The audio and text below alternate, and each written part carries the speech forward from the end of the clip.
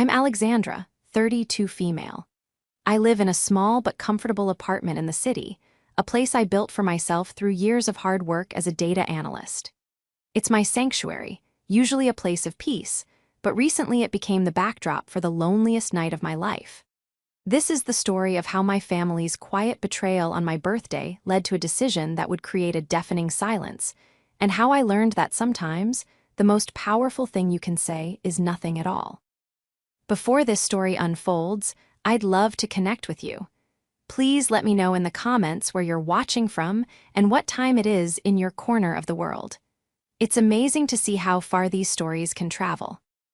The silence in my apartment was the first sign that my 32nd birthday would be different. It wasn't an oppressive silence, not at first. It was just empty. Usually, the morning of my birthday would start with a barrage of texts, a cheerful, slightly off-key, happy birthday, voice message from my mom, Nancy, and a flurry of emojis from my younger cousin, Molly.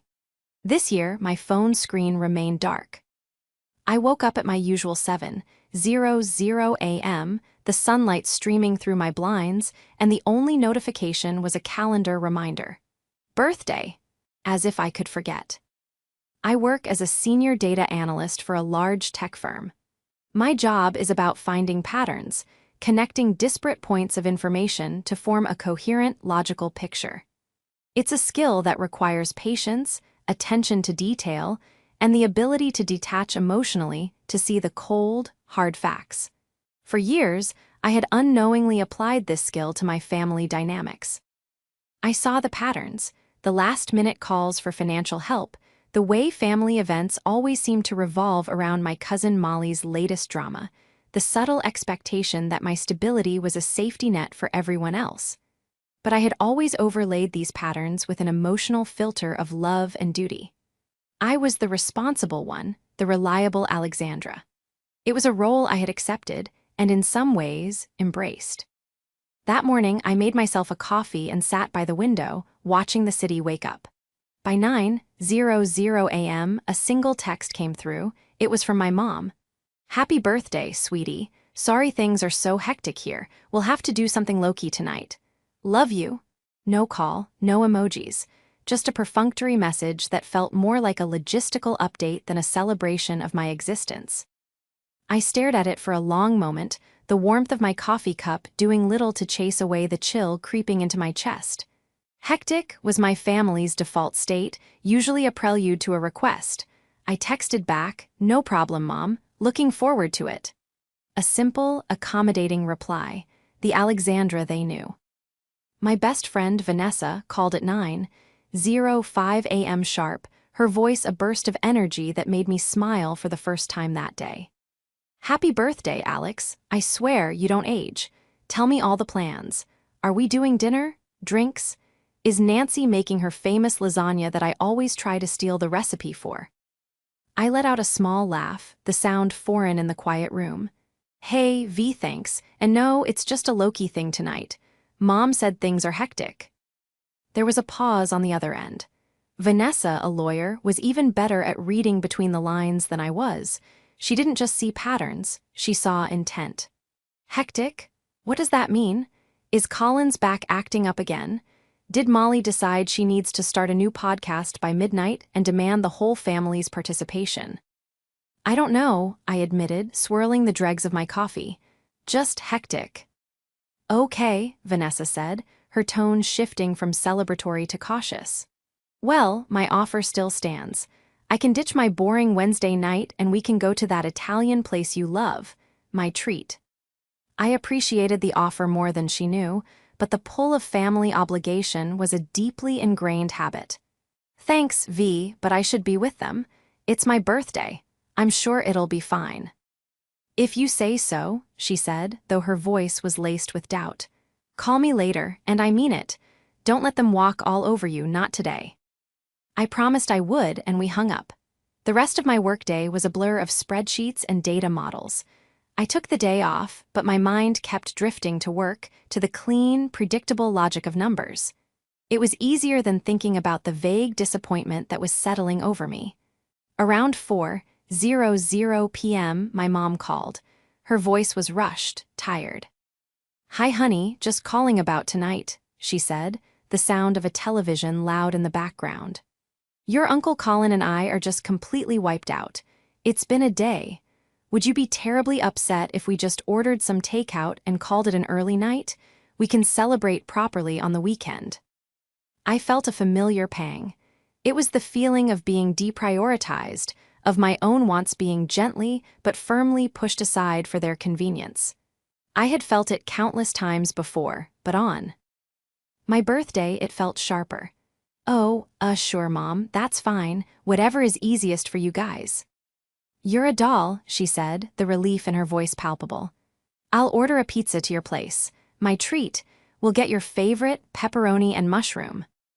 "Okay," I said, my voice small. "Thanks." "All right, sweetie. Happy birthday again. We love you. Talk tomorrow." And she was gone. No, how was your day? No, what do you want to do? Just a problem solved. My birthday celebration had been reduced to a logistical issue, and the solution was a pizza delivered to my door so I could be alone. I looked around my silent apartment. The hectic day they'd had was apparently so draining that a simple dinner was too much to ask. My Uncle Colin, a construction worker, was often tired, and my mom, recently laid off from her retail manager job, was stressed about money. I understood that. I always tried to be understanding. So I accepted it. I accepted the solitude. I accepted the pizza that arrived at 6:30 p.m., the delivery guy offering a cheerful, happy birthday. Because of the note my mom had obviously included in the online order. It was a detail that was somehow worse than if she'd forgotten entirely. It was a performance of care without any of the actual effort. I tipped him generously and closed the door, the box of pizza feeling ridiculously large and sad in my hands. I ate 2 slices straight from the box while standing in my kitchen, scrolling through my phone. A few more birthday wishes had trickled in from friends and old colleagues. I answered each one with a cheerful thank you emoji, playing the part of a person who was having a perfectly normal, happy birthday. I put the rest of the pizza in the fridge, the thought of eating more making me feel vaguely sick. By 8:00 p.m., I gave up. I washed my face, changed into my pajamas, and climbed into bed. I put on a mindless show on my laptop, the canned laughter filling the void. I told myself it was fine. It was just one day. They were tired. They were stressed. They loved me. They would make it up to me on the weekend. I repeated these things to myself, a mantra of rationalization I had perfected over years. But as I lay there, bathed in the blue light of the screen, a profound sense of loneliness washed over me. It wasn't just about a missed dinner or a lack of cake. It was the quiet, creeping realization that the people who were supposed to put you first, just once a year, hadn't even considered it. They were too tired, and I, as always, was understanding. I fell asleep before 9:00 p.m., my 32nd birthday ending not with a bang or even a whimper, but with the hollow echo of a quiet, empty apartment. The story of my family's finances is a tangled web of good intentions and bad decisions, with me as the perpetually available spider, spinning silk to patch the holes. My father passed away when I was in college, leaving behind a modest life insurance policy that my mother, Nancy, managed to burn through in less than 5 years. It wasn't malice on her part, just a fundamental inability to live within her means, a trait she shared with her brother, my Uncle Colin. Colin was a man who believed that things would always work out, which was his code for Alexandra will help. His daughter, my cousin Molly, was the center of their universe. She was 6 years younger than me, beautiful, and possessed a chaotic charm that people mistook for ambition. She'd flitted from one passion to another, photography, jewelry making, event planning, each one requiring a significant financial investment from the family, which, by proxy, meant from me. Her latest venture was becoming a lifestyle blogger and influencer, a career that seemed to involve taking artfully arranged photos of expensive coffee and complaining about the algorithm. She was the dreamer, the creative, the one who needed to be nurtured and protected from the harsh realities of the world. I was the pragmatist, the worker bee, the one who dealt with those realities so they didn't have to. This dynamic was established early. When I got my first full-time job, I started helping my mom with her bills. It began with the phone bill, then utilities, and soon I was covering a portion of her mortgage each month. When Colin needed a new set of tires for his truck so he could get to work, I loaned him the money. When Molly needed a new laptop for her brand, I was the one who bought it for her, a late birthday present. The requests were always framed as emergencies, temporary setbacks. "Just until I get back on my feet," my mom would say. "Just until this next big job comes through," Colin would promise. But they never quite got back on their feet, and the big job was always just around the corner. I never kept a running tally of the money. To do so would have been to admit the true nature of the arrangement, to acknowledge that I wasn't helping so much as enabling. It was easier to see it as my duty. I was good with money. I had a stable career. They were struggling. What kind of daughter, what kind of niece would I be if I said no? My best friend Vanessa saw it differently. She called it the reliability tax. "You're so dependable that they've forgotten you're a person with your own needs, Alex," she told me over coffee a few months before my birthday.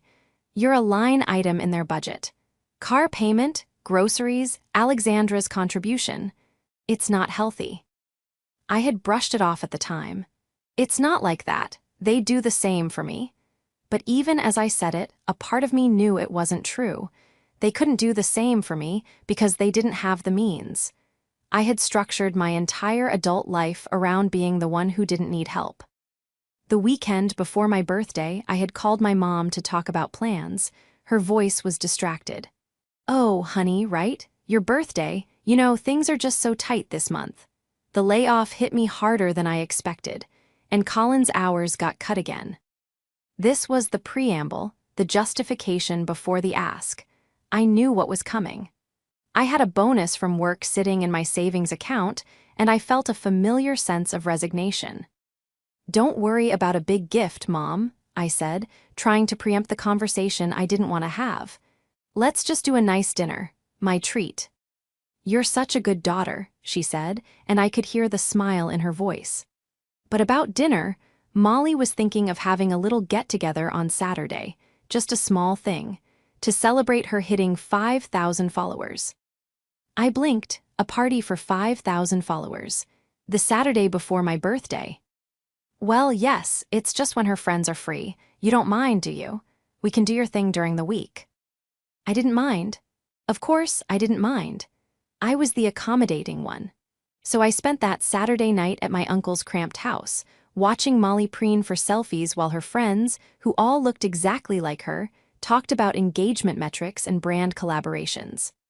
I brought a nice bottle of wine and a cheese platter, which Molly photographed for her Instagram story with the hashtag #FamilySupport. I spent most of the evening talking to Colin about the rising cost of lumber and listening to my mom complain about her fruitless job search. No one mentioned my upcoming birthday. It was an evening dedicated entirely to Molly's minor social media achievement. Looking back, the signs were all there. The hectic day, the tiredness, it was all a flimsy excuse. But on the night of my birthday, curled up alone in my bed, I still clung to the belief that it was just poor planning, just a moment of thoughtlessness. I had built a fortress of justifications around their behavior because the alternative was too painful to consider, that it wasn't thoughtless at all. It was a choice. They had looked at the landscape of their week, at their obligations and desires, and decided that my birthday was not a priority. It was an inconvenience to be managed, a box to be checked with a pizza delivery. The most cutting part was the history. For every one of Molly's birthdays, there was a production. One year, it was a surprise trip to a winery, which I largely paid for. For her 25th, it was a catered party in their backyard, and my gift was covering the cost of the caterer. Her achievements, no matter how small, were cause for massive celebration. My achievements, a promotion at work, buying my own apartment, were met with a quiet, "That's nice, dear," usually followed by a reminder of how much their own property taxes had gone up. I was the family's infrastructure, the roads, the power lines, the plumbing. Essential, but completely taken for granted. You only notice the infrastructure when it breaks. And as I lay in the dark on my 32nd birthday, I felt the first hairline fracture spreading through the foundation. I didn't know it yet, but the entire structure was about to come crashing down. The pattern I had ignored for so long was about to be laid bare, not by complex data analysis, but by the casual, careless cruelty of a social media post. And the picture it would paint would be clearer and more devastating than any spreadsheet I had ever created. I woke up a little after 1:00 a.m. A car alarm was blaring on the street below, a shrill, insistent noise that had pierced through my sleep. My laptop was still open on the comforter next to me, the screen dark. My mouth was dry, and the loneliness from earlier had curdled into a sour feeling in the pit of my stomach. I reached for my phone on the nightstand, my thumb swiping through the lock screen out of pure, mindless habit. I had no intention of looking for anything in particular. It was just the modern-day reflex for filling empty moments. I opened Instagram. The app greeted me with a cascade of brightly colored squares, friends on vacation, ads for meal kits, a celebrity's new puppy, and then I saw it. The first post was from one of Molly's influencer friends, someone I'd met briefly at the 5,000 followers party. It was a group photo, a noisy, joyful explosion of people crammed into a booth at a fancy downtown restaurant. There were balloons, big, silver mylar balloons that spelled out "Congrats." In the center of the table was a dessert, a ridiculously elaborate chocolate lava cake, with a single, large sparkler shooting fountains of gold into the air. And around the table, beaming, were my family. My mom, Nancy, was there, a glass of white wine held aloft, her face split in a wide, untired grin. My Uncle Colin was next to her, his arms slung around Molly's shoulders, laughing at something someone off camera had said. And Molly was glowing. She was the star of the show, her hands clasped under her chin in a gesture of pure, performative delight. They were all there. Every single person who, just 5 hours earlier, had been too tired to even share a meal with me. My heart started to pound, a frantic, heavy rhythm against my ribs. I felt a wave of nausea. This couldn't be right. I tapped on Molly's profile icon. Her story was a series of short, boisterous video clips. The first clip was a toast. My uncle's voice, loud and clear, boomed, "To our girl, Molly, landed her first big brand deal. We always knew you had it in you." The whole table erupted in cheers. My mom leaned in and kissed Molly's cheek, her eyes shining with pride. A brand deal? That was the occasion. A sponsorship from some obscure skincare company was apparently a monumental event, worthy of a surprise weeknight celebration at a restaurant that I knew for a fact was expensive. A restaurant I had once suggested for my own birthday and been told was a bit much. I scrolled to the next clip. It was a close-up of the cake, the sparkler still fizzing. My mom's voice was in the background. "Oh, Molly, it's wonderful. You deserve it all, sweetie. You've worked so hard." Worked so hard. The words were like a physical blow. I thought of the 60-hour weeks I pulled to meet deadlines, the weekend projects I took on to build my savings, the constant, low-grade stress of my demanding job, the job that funded this very celebration, the job that paid for the laptop she used to secure this brand deal, the job that kept the lights on in their homes so they could be free to support her dreams. They weren't just tired. They had lied. They had actively, deliberately lied to me to exclude me from their joy. They didn't want me there. My hands were shaking as I kept scrolling. There were more photos, more videos, tagged pictures from her friends, all captioned with fawning praise. Proud family, making dreams happen, celebration. Each post was another twist of the knife. In one photo, my mom was holding up a gift bag from a designer store, her expression one of pure glee. They had money for expensive gifts and downtown dinners, but not for my birthday.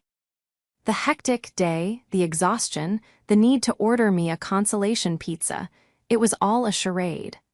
A carefully constructed lie to get me out of the way. Why? The question screamed in my mind. Why lie? Why not just tell me? "Hey Alex, we're so excited for Molly, we're taking her out to celebrate tonight. Can we do your birthday another time?" I would have been hurt, yes. I would have felt overshadowed as usual. But I would have understood on some level. I would have said, of course, go celebrate, and quietly dealt with my own disappointment. But the lie was different. The lie was a conscious act of deception. It was a statement. It told me that my presence was so undesirable, so unimportant, that they would rather invent a story than have me at their table. It meant they couldn't even pretend to be happy for Molly in front of me. Perhaps they knew that celebrating her frivolous success on the very night they had dismissed my existence would be too much, even for the ever-understanding Alexandra. I felt a cold, terrifying clarity wash over me. All the small slights, the forgotten promises, the casual disrespect from over the years, they weren't random acts of thoughtlessness. They were data points in a larger pattern. I was the utility. Molly was the ornament. You don't invite the plumbing to the party, you just expect it to work quietly in the background. I finally clicked out of the app and threw my phone onto the empty pillow beside me as if it were contaminated. I curled into a ball, wrapping my arms around my stomach, trying to hold myself together. There were no tears. I was past tears. I was in a state of shock, a hollowed-out space where my naive love for my family used to be. The canned laughter from the TV show I'd forgotten was still playing, a grotesque soundtrack to the collapse of my world. I lay there for what felt like hours, replaying the images in my mind. My mother's joyful smile, the balloons, the cake. Every detail was seared into my memory. This wasn't just a betrayal. It was an erasure. On the one day of the year that was supposed to be about me, they had celebrated someone else and concocted a lie to make sure I spent it alone. They hadn't just forgotten my birthday. They had actively, meticulously, and deliberately uncelebrated it. And in doing so, they had shown me the truth. Not the truth about their finances or their stress levels, but the truth about my place in their lives. I wasn't just low on their list of priorities. I wasn't on the list at all. The next morning, I woke up with a headache and a sense of grim resolve. The shock had subsided overnight, replaced by a cold, analytical anger. The emotional part of my brain had shut down and the data analyst had taken over. For years, I had been operating on a faulty dataset, one corrupted by sentiment and obligation. Now, I had new, undeniable evidence. It was time to run the numbers. I didn't call them, I didn't send an angry text. I knew that any confrontation would devolve into a predictable mess of excuses and gaslighting. "Oh, honey, it wasn't like that," my mom would say.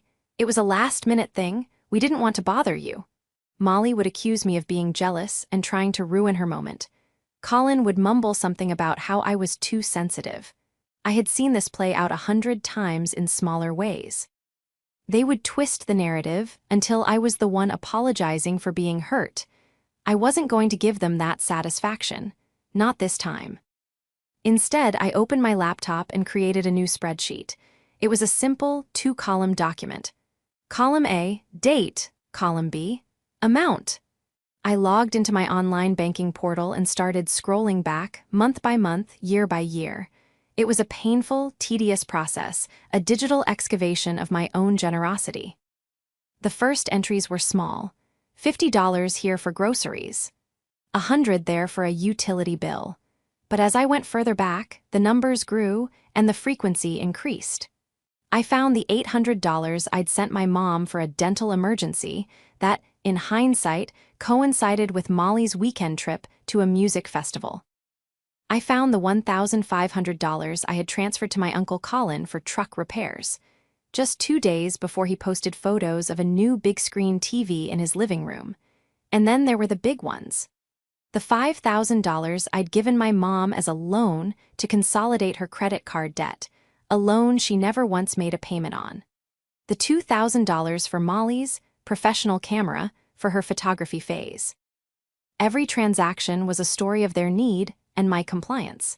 I was their emergency fund, their line of credit with no interest and no expectation of repayment. I cross-referenced the dates with my own calendar and social media history. A pattern emerged, so clear and damning that I felt stupid for not seeing it sooner. The biggest requests for money almost always came right before one of Molly's birthdays, or one of her new career launches, or a family vacation that I was conveniently too busy with work to attend. They were using my hard-earned money to fund a lifestyle for themselves, a lifestyle that pointedly excluded me. The final tally was staggering. Over the last 5 years alone, I had given them just over $47,000. I stared at the number on the screen, a cold, hard fact that could not be argued away. $47,000. It was the down payment on a house. It was a master's degree. It was years of my life, distilled into a number that had bought me nothing but disrespect and a lonely birthday pizza. The spreadsheet was my anchor, the concrete evidence that I wasn't overreacting. This wasn't about a forgotten birthday dinner. It was about a long, sustained pattern of financial and emotional exploitation. They didn't see me as family, they saw me as a resource, a well that would never run dry. My phone buzzed. It was a text from Vanessa. "Hey, how was the low-key birthday night? Feeling recovered?" I called her immediately. My voice was flat, void of emotion as I laid out the facts. The too tired excuse. The Instagram story. The restaurant, the balloons, the brand deal, the spreadsheet. I recited the final number to her, $47,000. There was a long silence on the other end of the line. When Vanessa finally spoke, her voice was low and furious.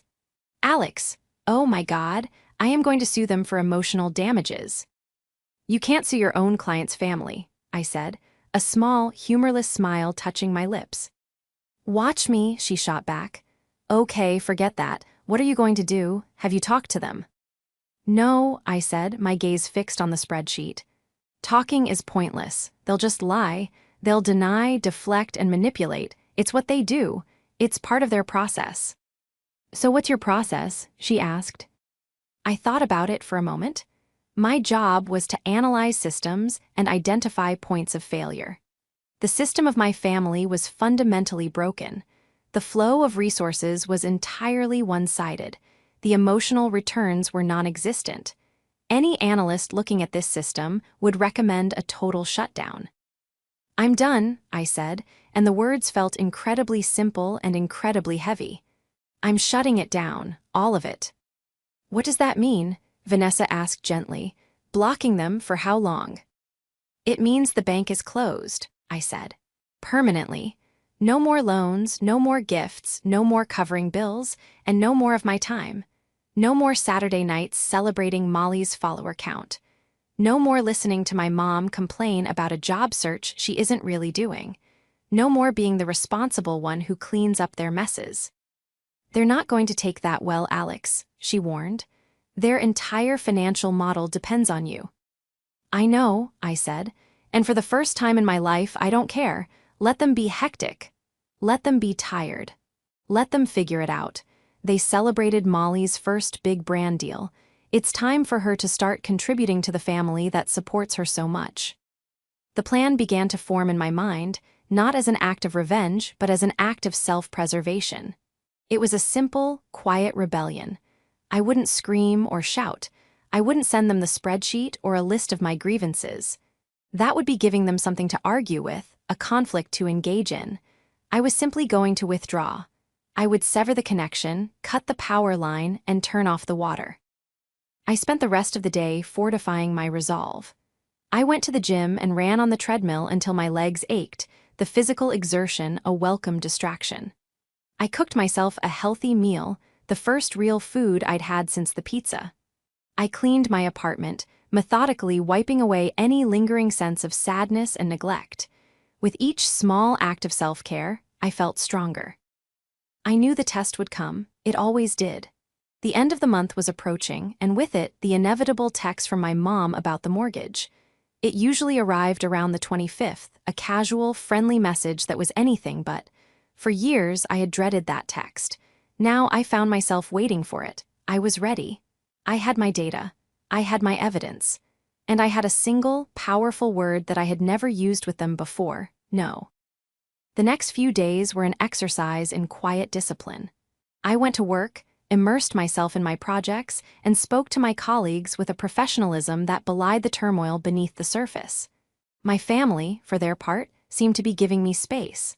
I received a text from my mom the day after my birthday. "Hope you enjoyed the pizza. Let's plan on that makeup celebration for this weekend. Let me know what you want to do." It was a masterful piece of manipulation. The message was cheerful, forward-looking, and completely ignored the events of my birthday night.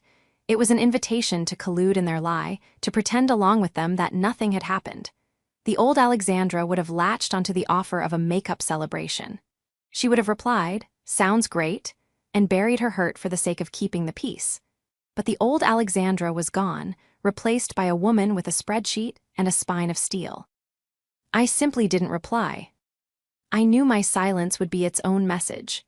In a family that communicated through a constant stream of texts and calls, my unresponsiveness would be a glaring anomaly.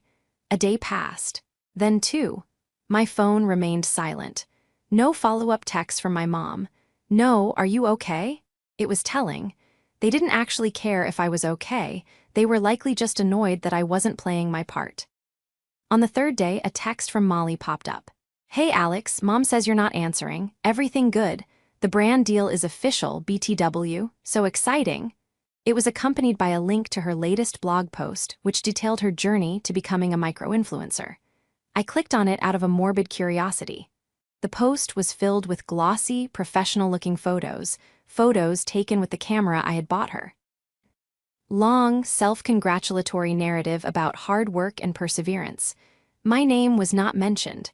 My contribution was, as always, invisible. I closed the browser and deleted her text without a reply. This was the hardest part, holding the line. Every instinct I had, conditioned by years of being the family peacekeeper, screamed at me to respond, to smooth things over, to make everything okay. It was like an addiction. My family was the drug, and I was going through withdrawal. Vanessa was my sponsor. I called her every night. "They're trying to pull you back in," she said on the fourth night. "The silence is making them nervous.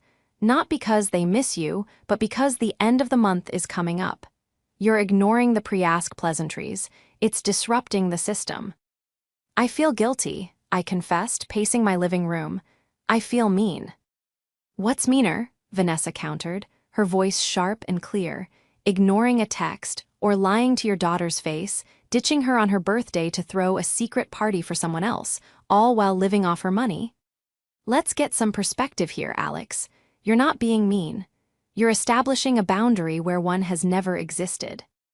She was right. I had to reframe my thinking. This wasn't punishment. It was a consequence. Their actions had led to this. My silence was a direct and logical result of their betrayal.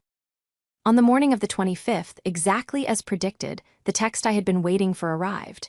It was from my mom. It began, as it always did, with a veneer of casual concern. "Hi, sweetie. Haven't heard from you. I hope you're not still upset about your birthday. Things have just been so stressful, you know, with me not working and Colin's hours being so unreliable. Anyway, I hate to even ask, but the mortgage is due next week, and we're about $3,000 short. Any chance you could help us out? We'll pay you back as soon as my unemployment comes through."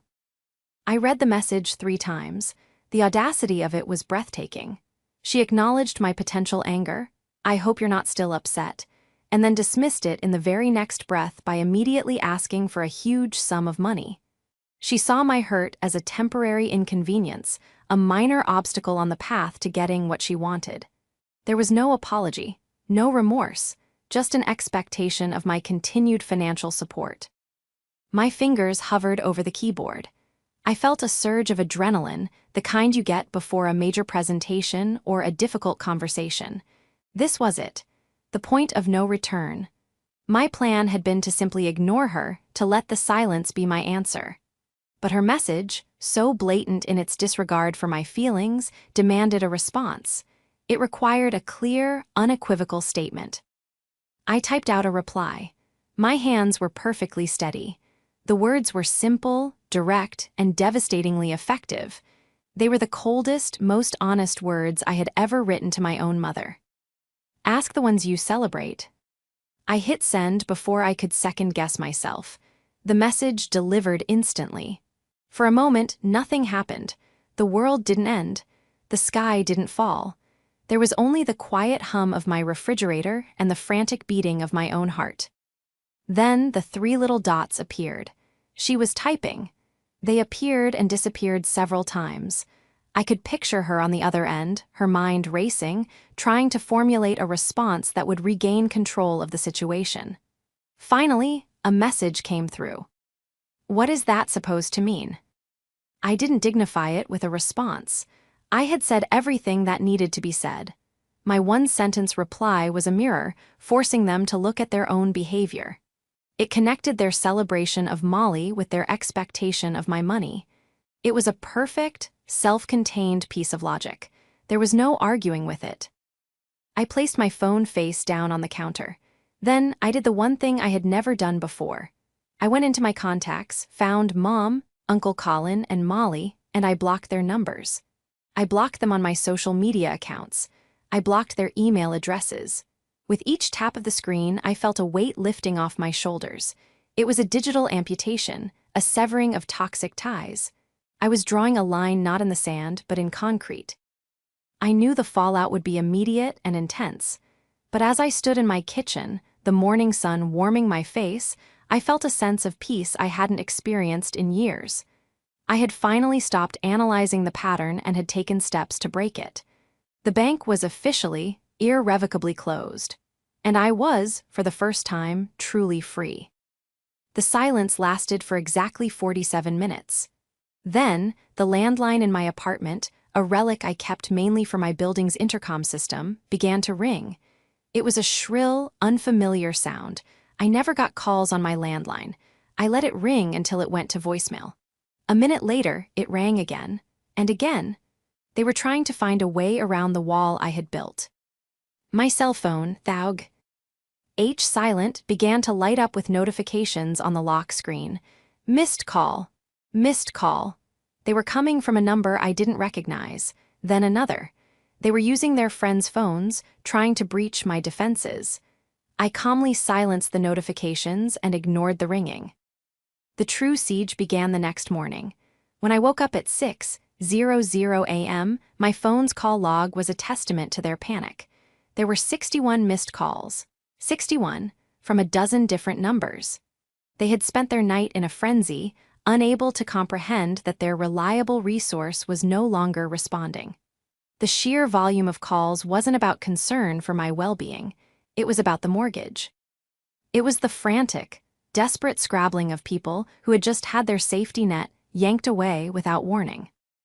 And then there was the one text, sent from a number belonging to one of Molly's friends. It was from my mother. It was 5 words long. Don't do this to us. The wording was everything, not don't do this to yourself, or let's talk about this. It was don't do this to us. It framed my act of self-preservation as an attack on them. In their eyes, I was the aggressor. My refusal to be their ATM was an act of cruelty. It was the final, perfect piece of data I needed to confirm that I had done the right thing. I saved a screenshot of the text, and then blocked that number too. I knew they wouldn't give up. Their next move would be to bypass the digital blockade and try to confront me in person. I called Vanessa on my way to work, updating her on the overnight developments. 61 calls, she whistled. That's not concern, that's a denial of service attack. You need to be prepared for them to show up at your apartment or even your office. My office has security, I said, feeling a strange sense of detachment. They won't get past the front desk. My apartment is another story. Just don't answer the door, she advised. You don't owe them a confrontation, Alex. You've made your statement. But I knew a confrontation was inevitable. My mother wasn't the type to let go. Control was her currency, and she had just had all of her accounts frozen. It happened 2 days later. I was working from home, enjoying the quiet productivity of my apartment when my intercom buzzed. I checked the small, grainy camera screen. It was my mother, Nancy, and my uncle, Colin. They were standing on my front steps, my mother's face a mask of pinched fury, my uncle looking uncomfortable and out of place behind her. I ignored the buzz. A few moments later, it buzzed again, longer this time, more insistent. I continued to ignore it. Then came the banging on my door. Alexandra, I know you're in there. Open this door right now. My mother's voice, muffled but sharp, cut through the wood. My heart was hammering, but my resolve didn't waver. I walked over to the door and looked through the peephole. My mother's eye was pressed right up against the other side, a distorted, cyclopean image of rage. It was terrifying. "This is ridiculous," she shouted. "You can't just cut off your family, we need to talk." I remained silent, her banging became more frantic. "Alexandra, please, we're worried about you." The lie was so bald-faced it was almost funny. They weren't worried about me. They were worried about themselves. "Let's just go, Nancy," I heard Colin mutter. "This isn't working." "No," she snapped. "She is going to open this door and listen to me." I decided to give them one final, controlled confrontation. I didn't want a shouting match. I just wanted to deliver my closing statement.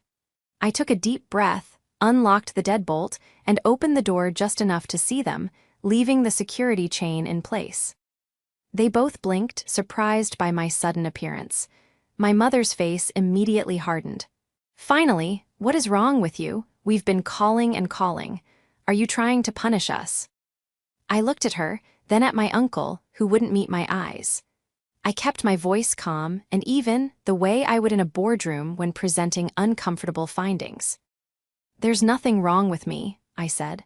"And I'm not punishing you. I have simply decided to stop funding a family that lies to me and excludes me. You made it very clear on my birthday where I stand. I've decided to accept that." My mother scoffed. "Oh, for heaven's sake, you're still on about that? It was a last-minute thing for Molly. We were going to celebrate with you on the weekend. You're blowing this all out of proportion over a silly dinner." "It wasn't a silly dinner," I said, my voice unwavering. "It was a lie. You said you were tired. You weren't. You said you were staying in. You didn't. You sent me a pizza so I would be out of the way while you threw a party for someone else with money I probably gave you. Do you have any idea how that felt?" Colin shuffled his feet. "Now, Alex, your mom didn't mean any harm." "Didn't she?" I countered, my eyes locking onto his. "Was it you, Uncle Colin, who was too wiped out to see me? Because you looked pretty energetic in those pictures, toasting Molly's success." He had the grace to look ashamed, his gaze dropping to the floor. My mother, however, was doubling down. "You are being unbelievably selfish. After everything we've done for you." The sheer absurdity of that statement almost made me laugh. "Everything you've done for me? Mom, I have a spreadsheet. I know exactly how much money I have given you, Colin, and Molly over the last 5 years. It's over $47,000. What have you done for me, other than expect me to be your personal bank?" The color drained from her face. The mention of a specific number, of a spreadsheet, had pierced her bubble of denial. It was data. It was proof. "So that's what this is about. Money," she sneered, recovering quickly. "You're holding money over our heads. How cold, how cruel." "No," I said, shaking my head. "This is what it's always been about for you. For me, it was about family. I see now that I was the only one who felt that way. The money is just the evidence. The birthday was the final proof. I'm done. The financial support ends now, and so does this conversation." I started to close the door.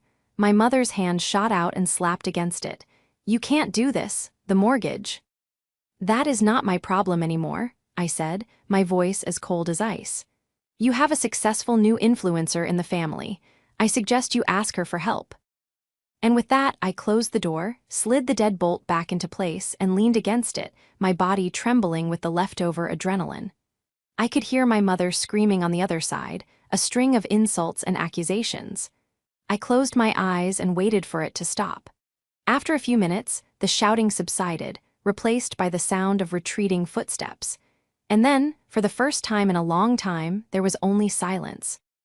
The aftermath was not a sudden, explosive event, but a slow, creeping change. The silence that followed my mother and uncle's retreat from my doorstep was profound. The barrage of calls and texts stopped completely. It was as if, having failed to break down my door, they had simply vanished. In the first few days, the silence felt heavy, charged with unspoken anger and resentment. I kept expecting another knock, another desperate call from a new number. But nothing came. Vanessa checked in with me daily. "How are you holding up?" she'd ask. "Are you okay?" "I think so," I'd reply, and it was the truth. I wasn't celebrating. I wasn't gloating. There was a deep, aching sadness for the family I thought I had, for the love I had so desperately wanted to be real. But beneath the sadness, there was a growing sense of peace. The constant, low-level anxiety that had been my companion for years, the dread of the next financial emergency, the stress of managing their expectations, was gone. I hadn't realized how much space it had taken up in my mind until it was no longer there. My finances began to change almost immediately. The portion of my paycheck that had been automatically earmarked for family support now went directly into my savings and investment accounts. I watched my net worth begin to climb at a faster rate than ever before. I looked at the $3,000 that would have gone to my mother's mortgage and, on a whim, booked myself a solo vacation to a small, quiet coastal town I'd always wanted to visit. It felt like a radical act of selfishness, and it was glorious. About a month after the confrontation, I got an email from a distant aunt, my mother's cousin. It was a carefully worded message, clearly written at my mother's behest. It spoke of forgiveness and the importance of family, and how my mother was distraught and didn't understand what she'd done wrong. It was another attempt to manipulate me, to use a different angle of attack. I replied with a polite but firm message. "Thank you for your concern, but my decision is final. My relationship with my mother, uncle, and cousin is a private matter, and I will not be discussing it further." I never heard from that aunt again. The real news came in bits and pieces through the grapevine of social media. Vanessa, who still followed Molly out of a morbid sense of curiosity, was my primary source of information. Molly's influencer career, it turned out, was not the cash cow they had imagined. Her big brand deal had been a one-time payment of $500 and a box of free face cream. Her posts became less frequent, the glossy photos replaced by grainy selfies and vague complaints about being creatively drained. Then, about 3 months after I cut them off, Vanessa called me, her voice urgent. "You need to see this. Molly started a GoFundMe." My blood ran cold. I navigated to the link she sent me. The title of the campaign was "Help a Family Avoid Foreclosure." The photo was a somber picture of my mother and Uncle Colin standing in front of their house. The text, written by Molly, was a masterclass in passive-aggressive fiction. It spoke of a sudden, unexpected financial hardship and a family member who has unfortunately chosen to step away during our time of need. It painted them as victims of a cruel, inexplicable betrayal. They were asking for $10,000. I read the whole thing, my face impassive. They had managed to raise $250, mostly from Molly's sympathetic but broke influencer friends. The public comments were a mix of "so sorry you're going through this" and "sending prayers." They were trying to monetize their victimhood, to crowdsource the role I had played for so long. "Are you okay?" Vanessa asked, her voice soft. "I am," I said, and I was surprised by how true it felt. "This is just more data. It proves I was never a family member to them. I was a function. And now that I've stopped performing that function, they're trying to outsource it." I didn't donate. I didn't comment. I simply closed the browser. Their problems were no longer mine to solve. Their narrative was no longer mine to correct. Let them tell whatever story they wanted. The people who mattered, like Vanessa, knew the truth. And the only person whose opinion I truly cared about anymore was my own. The house was not foreclosed on. I found out later that Colin had to take out a high-interest loan and started working grueling overtime hours to make the payments. My mother, forced by necessity, finally took a full-time job at a supermarket, a position she considered beneath her. Molly, stripped of her financial cushion, got a job as a waitress at the very same restaurant where they had celebrated her brand deal. I never saw them again. I moved to a new apartment in a different part of the city a year later, and I changed my landline number. My life became my own. It was quieter, but it was also fuller. I traveled. I invested. I reconnected with old friends. I started dating someone, a kind and stable man who was impressed by my independence rather than seeing it as an opportunity. Sometimes, late at night, I think about that birthday. I think about the silence of my apartment, the sad, cold pizza, and the gut-wrenching betrayal I felt watching those Instagram stories. It was the most painful night of my life, but it was also the most liberating. It was the night the data analyst finally looked at the emotional spreadsheet of her own life and made the only logical conclusion. They hadn't just been too tired for my birthday. They had been too selfish for my love. And in cutting them off, I hadn't lost a family. I had simply walked away from a bad investment and, in doing so, finally found myself.